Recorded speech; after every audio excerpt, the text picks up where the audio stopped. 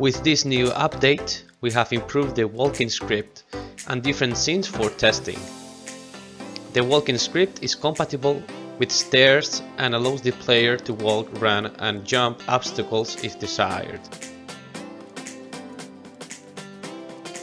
We showed this in the video performance of the asset. You can also test the package from the asset store.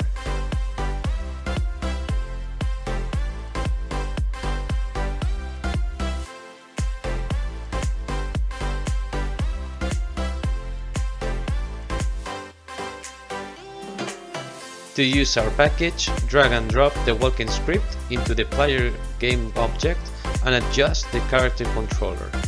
Hit play and you will be able to move with W and jump with Q.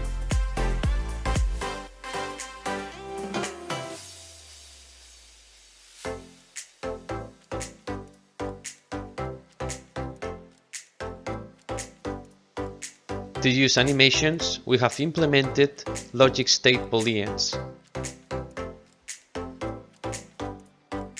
This asset has been used in many games in order to make the player walk in VR.